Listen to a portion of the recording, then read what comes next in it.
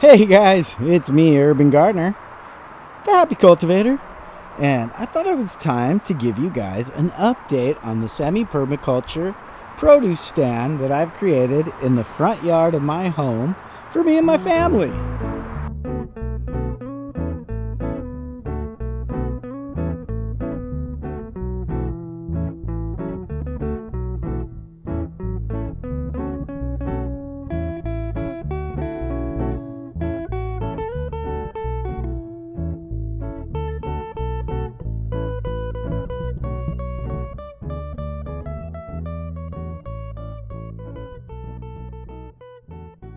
So here I am. We are at August 9th, and it's just about time for me to start planting some of my fall crops. I do have some in the ground, and the garden's looking really beautiful. It's one of my favorite times of year. Everything's blooming. I'm starting to get some harvests in, and I just want to take you guys for a little tour. So what I'll do is I'll start with something that I've already harvested and I've shown you guys. This is where I grew my pinto beans. So what I have here is the plot of pinto beans. I've replanted it with some of the pinto beans that I saved. I also have a eggplant going right here. And I have some red Malabar spinach that I actually got from M.I. Gardener. So a big shout out to Luke there at M.I. Gardener. I hope he doesn't mind me giving him a shout out here. So the red Malabar spinach is really starting to take off. We've got some pretty good pinto bean plants that are starting. I've got some great nasturtiums that are growing back here. Above the nasturtiums, I have some tomatillo still going. Then behind here, I've actually put in some chamomile. And then I have some onions still going. Some of those will finish off here pretty soon. I'm in Southern California in Zone 10B, so I do have a year-round growing cycle. So let me put that out there, just so you guys know where I'm at in my growing cycle. Here I have some purple beans and some blue lake beans that I'm actually finishing out so I can use as seed beans to start a new crop of beans.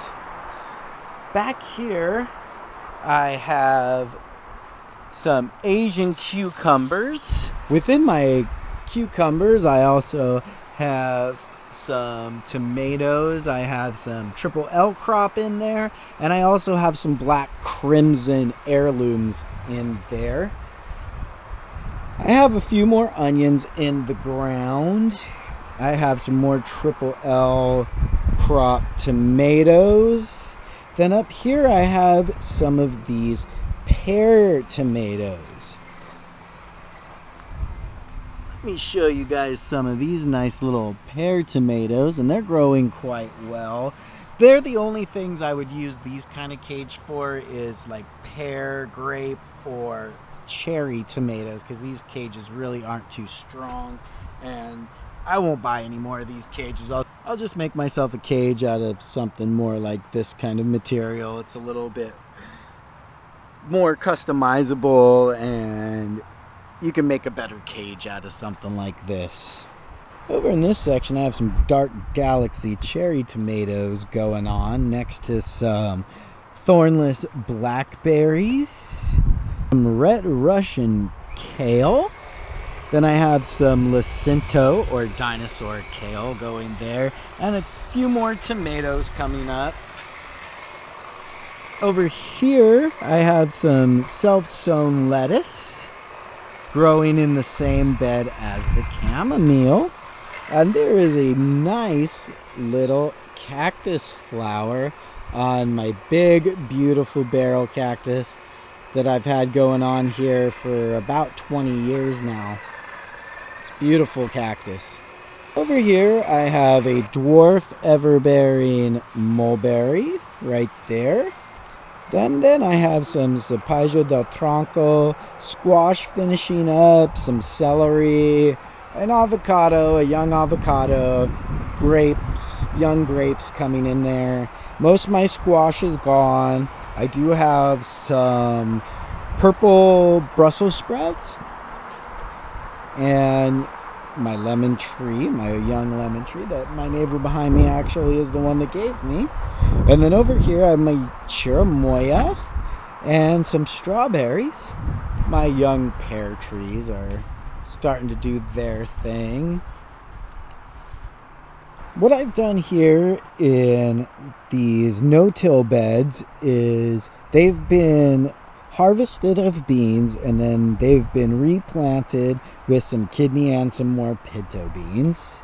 And then I do have some, I do believe this is Romanesco or Romanescu broccoli right here. Then I have some cherry tomatoes as well as some more of those pear tomatoes.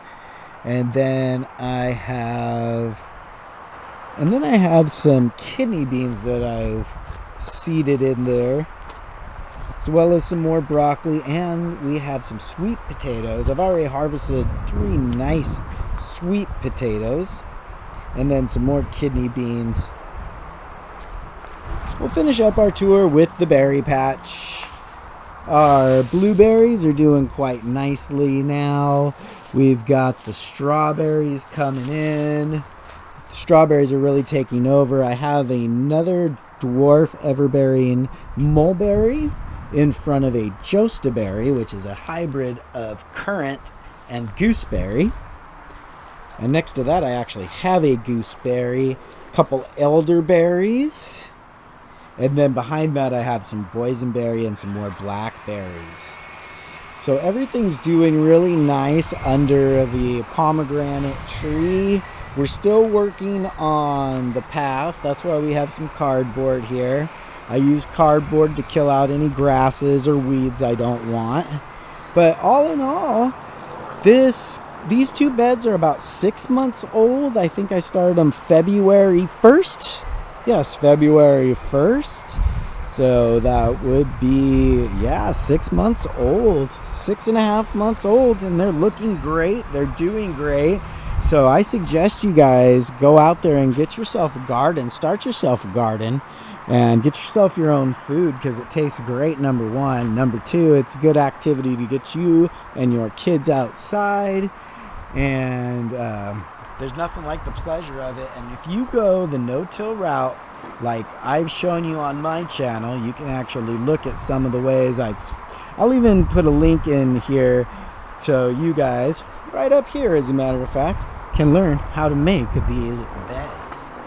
Little effort, but not too much. And then once they get going, it's pretty much no effort at all, and they go on autopilot. So with that, guys, go out there and get yourself a garden. And keep happy, stay blessed, and urban garden.